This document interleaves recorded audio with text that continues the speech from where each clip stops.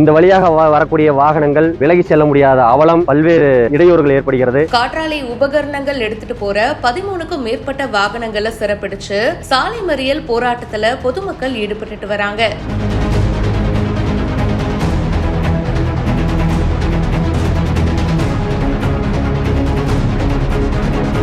இந்த வழியாக வரக்கூடிய வாகனங்கள் விலகி செல்ல முடியாத அவலம் இந்த வாகனங்களால் ஏற்படுகிறது. இதனால் பெரும் பொதுமக்களுக்கும் சரி, பள்ளி குழந்தைகளுக்கும் சரி, விவசாயிகளுக்கும் மற்ற கூலி தொழிலாளர்களுக்கும் பல்வேறு இடையூறுகள் ஏற்படுகிறது. தாராபுரம் பக்கத்துல காற்றாலைக்கு அமைக்க தேவையான உபகரணங்களை ஏத்திட்டு போற கனரக மிக நீள வாகனங்கள் பொதுமக்கள் மற்றும் விவசாயிகளுக்கு இடையூறா இருக்கு அப்படின்னு சொல்லிட்டு இப்போ பொதுமக்கள் பாத்தீங்கன்னா திடீர்னு இப்படி ஒரு போராட்டத்துல ஈடுபட்டிருக்காங்க.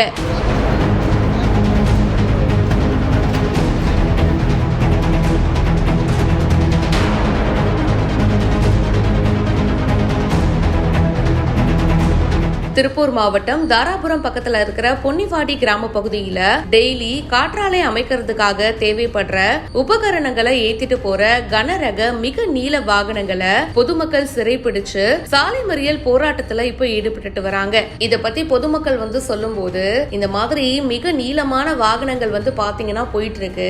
எங்களோட ஏரியால இருந்து இன்னொரு ஏரியாவுக்கு போகணும் அப்படின்னாலே ரொம்ப லேட் ஆகுதுங்க.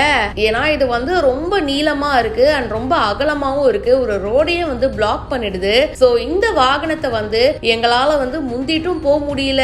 இது பின்னாடியே எவ்வளவு நேரங்க நாங்க போய்கிட்டே இருக்கிறது.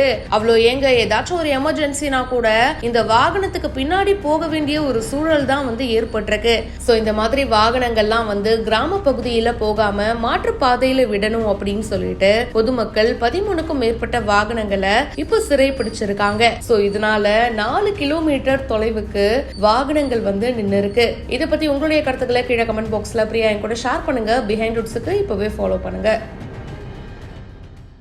குறிப்பிட்ட நேரத்திற்குள் ஒரு நாளைக்கு ஒரு 5 வாகனங்கள் கண்டினியூவாக ஒரு வாகனத்துக்கு 120 மீட்டர் 120 அடி இருக்கக்கூடிய ஒரு வாகனம், 5 வாகனங்கள் என்று சொன்னால் 600 அடிக்கு இந்த வாகனங்கள் நீளமாக ஊர்ந்து செல்வதனால் எதுக்கே வரக்கூடிய வாகனமும் சரி, பின்னால் வரக்கூடிய வாகனமும் சரி, எங்களால் கடந்து செல்ல முடியவில்லை.